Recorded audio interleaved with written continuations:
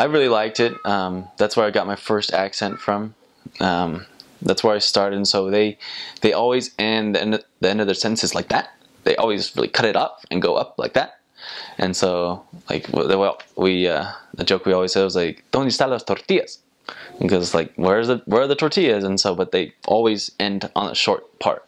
And so when I went to Mexico, they were like, "You speak funny," and my excuse was, "I'm new. I'm trying to learn this language still." We're like, "No, that's not it. It's your accent's weird." And then I realized, okay, that's because Hidalgo.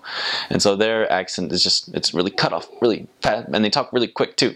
And so it was really tough at the beginning of the mission because they just speak super fast and their accent just kind of rolls together, and they end at the top. And so the accents were kind of funny, but eventually you got used to it. It was home after that. There's lots of cactuses, lots of dirt. The first area I was in was a very LDS populated community. It was only a village of probably 1,000 people, but there were 2 chapels. And so it was a little tough because either they are members or they don't want to be members. And so it was kind of tough, but we still had a lot of success there.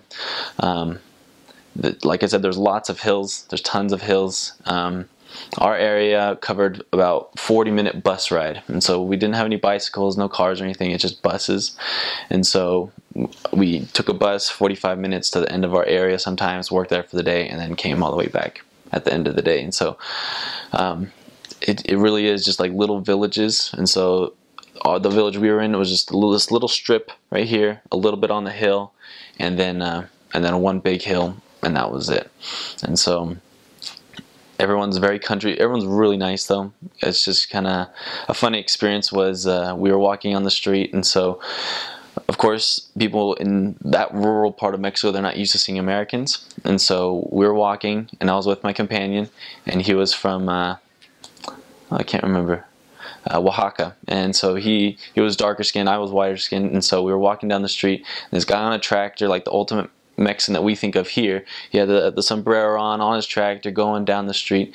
And then he looked at me, and we just kind of nodded like that, and he kind of nodded back. And then all of a sudden he turns back, and he was just so surprised that I was there. But he was nice about it. He's like, "Oh, hey güero." I'm like, "Oh, hey." And that's just what they call you, güero, gringo. That's just the normal saying. And so it was really funny. Kind of, they're all super nice in Hidalgo. The food there, lots of chicken.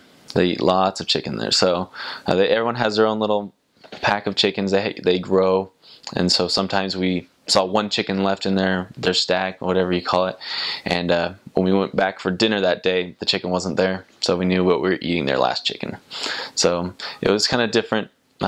They do have really good salsa and really good tortillas. They make them all there on the spot, and so sometimes when we're walking down the street, even if they weren't members, they said, "Hey, do you guys want some tortillas?" They'll say, "Sure, why not?" And so they just give us some water and tortillas, and you sprinkle some lime and salt on it, and just roll it up and just eat it like that. And so that was a nice little thing, and they're really good. They're corn. In Hidalgo, they only have corn tortillas. They don't have any of the flour ones. Where I was, there wasn't anything like mentionable, really cool, no kind of historical sites. Like in the state of Hidalgo, like there's the Tula pyramids, but I was never in that area. We just kind of went and traveled there really quick just to see the pyramids, and we left on like P-Day. But there's no kind of crime, nothing bad ever happened to us in Hidalgo.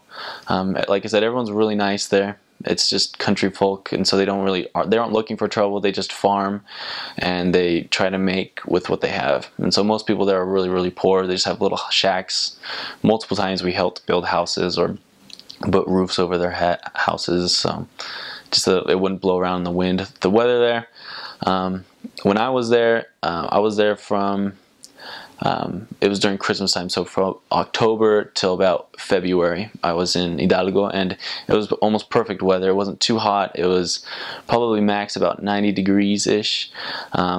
Some nights it got really cold though, especially during Christmas. So it does fluctuate a lot because it is like a desert. And so during Christmas we tried to have the heater on, but we couldn't because we didn't want to have it too big of a bill. So we each had like 3 blankets, and that's how we studied too. We just rolled 3 blankets around us and tried to concentrate. But it was really cold during the winters. Probably not as cold as other missions, but it was definitely cold where we were at. Housing was a lot cheaper in Hidalgo than in Mexico. Cool. But like food and stuff, it's all pretty much the same price. In one of mine, it was 800 pesos, and we had a 2-story house, and so that's about 76 bucks a month. And then when I went to Mexico, it was we were paying 1,500 for a 1-room apartment, so it was pretty much half the price as it was in Mexico.